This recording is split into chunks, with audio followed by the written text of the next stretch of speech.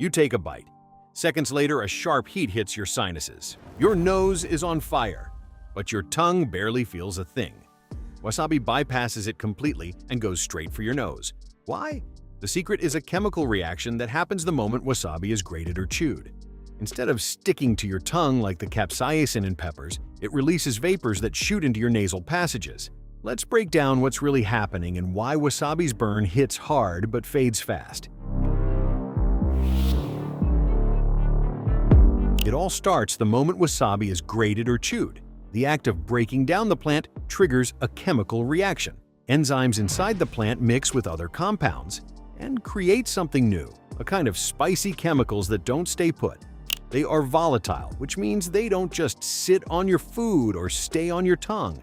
They evaporate.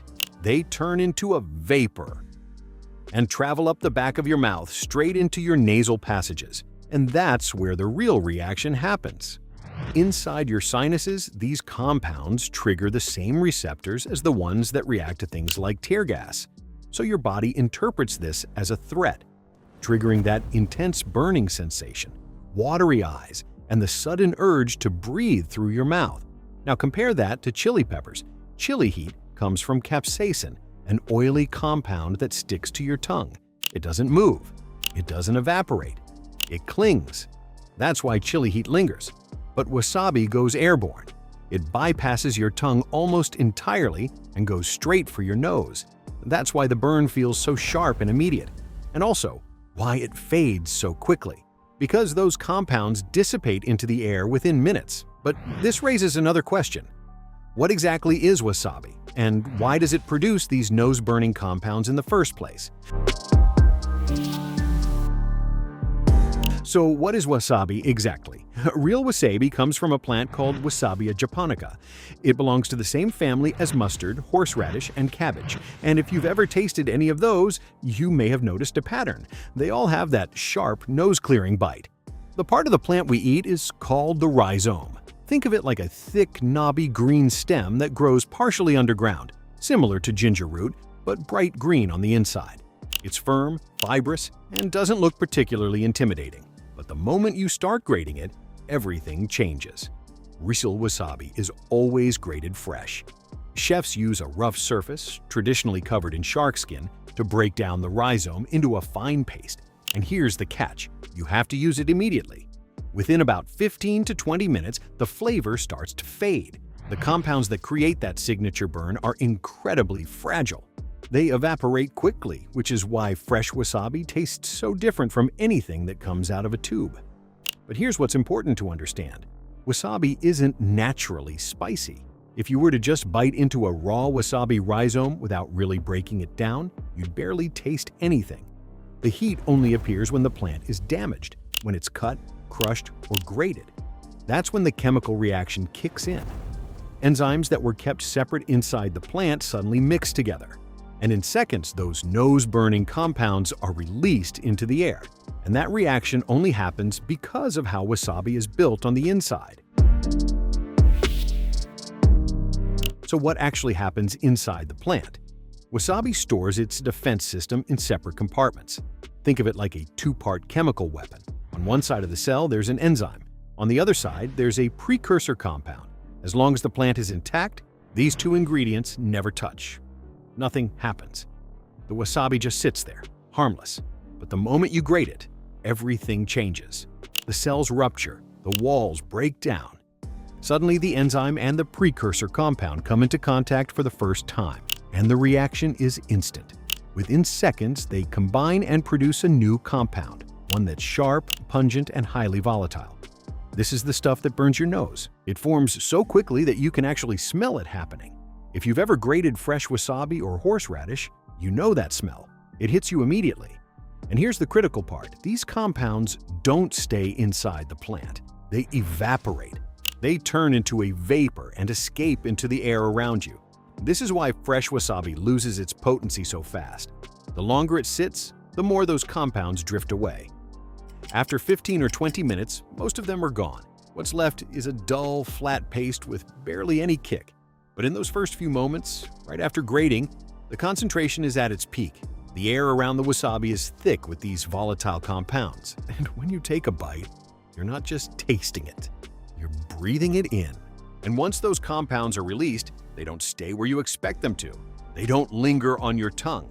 They don't coat your mouth like hot sauce. Instead, they do something much more direct.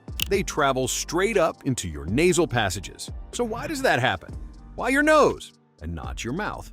When you eat wasabi, you're not just swallowing a paste. You're breathing in a vapor. And that vapor doesn't stay in your mouth. It rises. It travels up the back of your throat and into your nasal passages from the inside. Your nose and sinuses are incredibly sensitive to airborne irritants.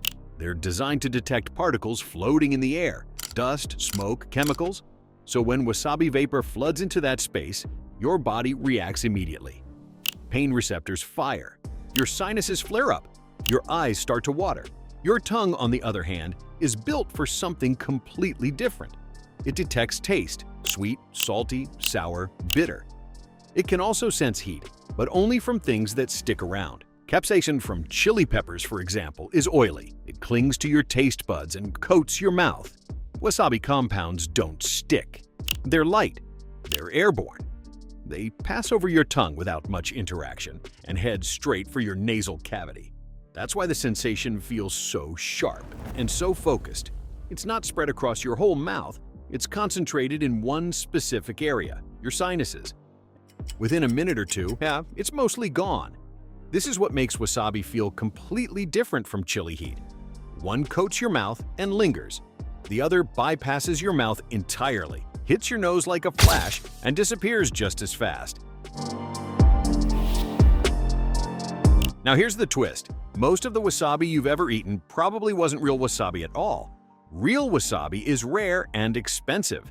It grows slowly in cold mountain streams and can cost over $100 per pound. Most restaurants can't afford it. So instead, they serve a substitute, a mixture of horseradish, mustard powder, starch, and green food coloring. And here's the surprising part. It works. Horseradish belongs to the same plant family as wasabi. It produces almost the exact same airborne compounds when it's grated or crushed. So when you eat that green paste from a tube, your nose still burns, your eyes still water. The sensation is nearly identical. The main difference is flavor. Real wasabi has a more delicate, complex taste with a slight sweetness. The imitation is sharper, more one-dimensional. But in terms of that sinus-clearing burn, they're remarkably similar. That's why most people have no idea they've never had real wasabi. The fake stuff triggers the same nasal reaction. It evaporates the same way. It fades just as quickly. So unless you're eating at a high-end sushi restaurant where the chef grates fresh wasabi right in front of you, chances are you're getting horseradish with green dye. And honestly, for most people, it doesn't matter. The experience is close enough. The science behind that nose-burning sensation. And whether it's real wasabi or the horseradish substitute most of us are eating, the reaction is basically the same. Your nose doesn't know the difference. But if you want to see what's really going on behind that green paste, from real wasabi farms to factory-made versions, check out our other video about how wasabi is really made. And now I'm curious, have you ever actually tried real wasabi? If you have, was it better or just different? Let me know in the comments. And if you enjoy videos like this, breaking down what's really happening behind the food we eat, don't forget to like and subscribe, and there's a lot more to explore. Until next time, thanks for watching.